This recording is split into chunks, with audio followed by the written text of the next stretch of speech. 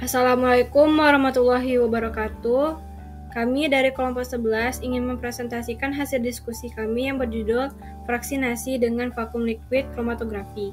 Sebelumnya, saya berterima kasih kepada dosen pengampu kami, yaitu Bapak Apoteker Hayu Fadli, Magister Sains, yang telah memberikan waktu kami untuk presentasi hari ini. Adapun anggota kelompok 11 ini Alfi Hidayah, Maulida Zulfa, Sabrina saya sendiri, dan Syifa Kalisa Melza. Baik, kita masuk ke materi. Yang ini definisi dari fraksinasi. Fraksinasi adalah proses pemisahan komponen-komponen dalam ekstrak berdasarkan tingkat kepolarannya. Salah satu metode yang dapat digunakan adalah vakum liquid kromatografi atau VLC. VLC atau vakum liquid kromatografi merupakan kromatografi kolom yang dipercepat dan bekerja pada kondisi vakum. Fase gerak digerakkan dengan kondisi vakum sehingga prosesnya berlangsung cepat. Kolom kromatografi dikemas kering dalam keadaan vakum agar diperoleh kerapatan maksimum. Selanjutnya, prinsip dari VLC. Prinsip kerja dari VLC adalah adanya adsorpsi atau serapan, sedangkan pemisahannya didasarkan pada senyawa-senyawa yang akan dipisahkan terdistribusi di antara fase diam dan fase gerak dalam perbandingan yang berbeda. Berikut alat-alat yang digunakan. Yang pertama, pompa vakum, filtering flux, sintered glass Basner panel, dan selang. Berikut jenis-jenis dari kolom VLC, yaitu corong Basner dengan kaca sederhana atau kolom VLC dengan filter yang berbeda-beda, yakni G1, G2, dan G3. Umumnya digunakan di berbagai jenis kolom untuk fraksinasi dan isolasi produk alami. Namun, G1 lebih baik karena dapat bekerja pada tekanan vakum rendah, sedangkan dalam kasus G2 dan G3 itu ukuran pori halusnya itu tekanan hisap yang lebih besar perlu diterapkan sehingga mengakibatkan beberapa kehilangan pelarut. Selanjutnya, aplikasi dari VLC. Yang pertama, isolasi dan pemurnian produk alami seperti beta-sitosterol dari kulit kayu Sarcocephalus latifolius dan protenon dari Deres ellipse. Kemudian untuk penelitian konsentrasi karoten sawit dari minyak sawit mentah. Kemudian pengembangan obat dan penyediaan standar farmasi otentik untuk pekerjaan sintetik dan analitis. Lanjut, kelebihan dari VLC. VLC lebih unggul daripada PTLC dan kromatografi kolom, terutama dalam aktivitas bioaktivitas yang dipandu ekstraksi, fraksinasi, dan isolasi produk. Berbeda dengan CC. Fase diam dalam VLC dapat dikeringkan dan sampel dapat langsung dimasukkan tanpa menyiapkan slurry. Setelah kolom VLC dicuci dengan metanol 10%, dapat digunakan kembali. Kemudian pemisahan yang sangat baik pada VLC disebabkan oleh ukuran partikel yang halus, rata-rata 10 mikrometer, yang menghasilkan jumlah pelat teoritis yang sangat besar.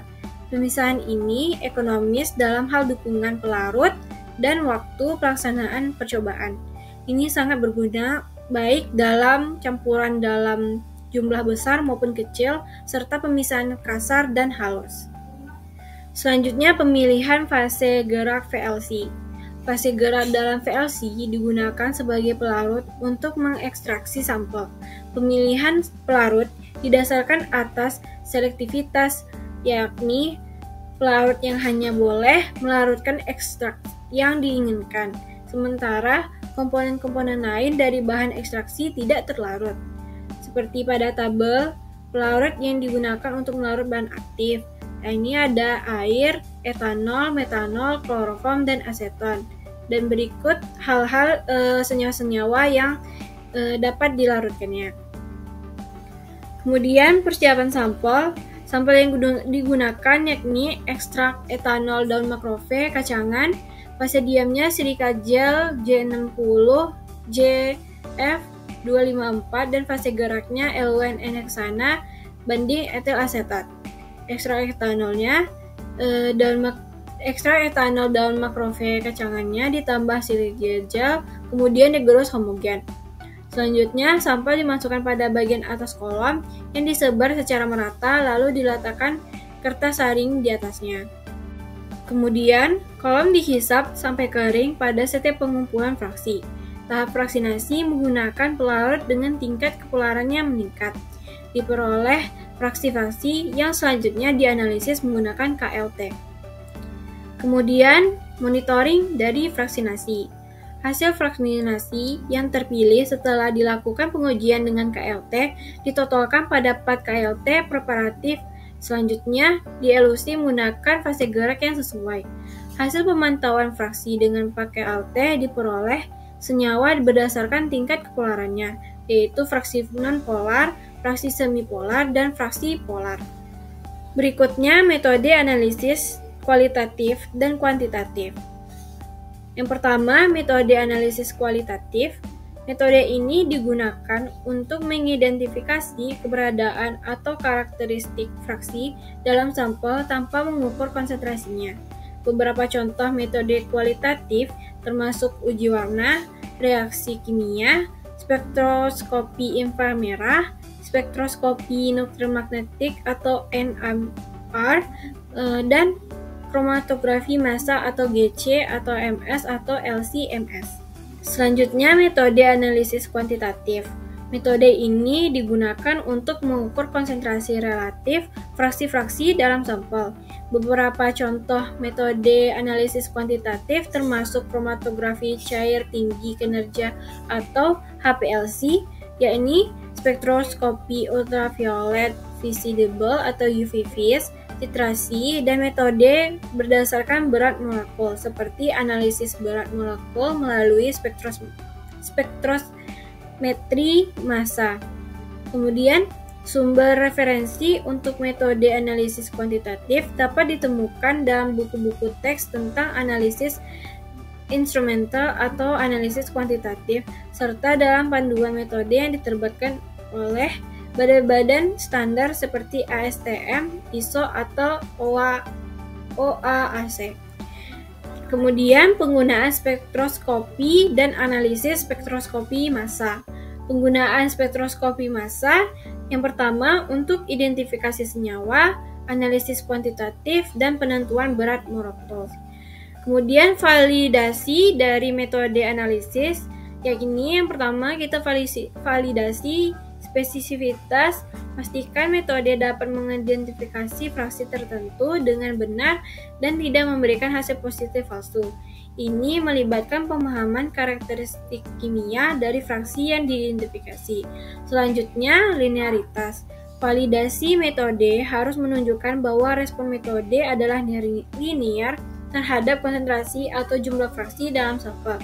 Ini adalah penting dalam analisis kuantitatif fraksi. Kemudian, presisi. Uji presisi untuk menentukan seberapa stabil dan ulang produksi hasil yang diidentifikasi oleh metode. Selanjutnya, akurasi. Validasi harus mengukur akurasi, yaitu sejauh mana hasil yang diberikan oleh metode mendekati nilai sebenarnya dari fraksi yang diidentifikasi. Ini dapat dilakukan dengan menggunakan sampel referensi dengan konsentrasi atau komposisi yang diketahui. Selanjutnya, aplikasi VLC dalam bidang tertentu. Yang pertama, kimia organik dan sintesis farmasi. Contoh, pemisahan dan pemurnian senyawa organik dalam sintesis farmasi, seperti isolasi dan karakterisasi senyawa aktif dalam obat-obatan. Kemudian, penelitian alam dan ekstraksi botani. Contohnya, penelitian senyawa alami dalam tumbuhan obat, di mana VLC digunakan untuk memisahkan dan mengidentifikasi senyawa-senyawa yang bertanggung jawab atas sifat obat dalam ekstrak tumbuhan. Selanjutnya, kimia pangan dan analisis nutrisi. Contohnya seperti analisis komponen kimia dalam makanan seperti vitamin, asam amino, atau lemak. VLC dapat digunakan untuk memisahkan dan mengukur konsentrasi zat-zat ini dalam sampel makanan. Selanjutnya, kimia lingkungan dan analisis polutan. Contohnya, analisis polutan dalam sampel lingkungan seperti air, sungai, atau tanah. di mana VLC digunakan untuk memisahkan berbagai senyawa polutan seperti pestisida, logam berat, atau senyawa organik. Berikutnya kasus penggunaan FLC di mana hasil ekstraksi, ekstrakvatisi, dan fraksinasi daun boto-boto hasil penelitian menunjukkan bahwa fraksi B dari ekstrak metanol yang paling selektif dalam menghambat sel kanker HeLa dengan nilai selektivitasnya sebesar 3,39. Hal ini menunjukkan fraksi B berpotensi dikembangkan sebagai agen kemoterapi dalam meningkatkan efektivitas pada pengobatan kanker leher rahim. Berikutnya perbedaan kromatografi kolom dengan kromatografi kolom konvensional. Yang pertama, konsumsi fase gerak KCV hanya 80% atau lebih kecil dibanding dengan kolom konvensional. Karena pada kolom mikrobar kecepatan, alir fase gerak lebih lambat, yang ini 10-100 mikroliter per menit. Adanya aliran fase gerak lebih lambat membuat kolom mikrobar lebih ideal jika digabung dengan spektrometer massa. Selanjutnya, sensitivitas kolom mikrobar ditingkatkan karena solid lebih pekat karenanya. Jenis kolom ini sangat bermanfaat jika jumlah sampel terbatas, misalnya sampel klinis. Sekian dari presentasi kelompok kami. Apabila terdapat kesalahan kata maupun ucapan, saya minta maaf. Assalamualaikum warahmatullahi wabarakatuh.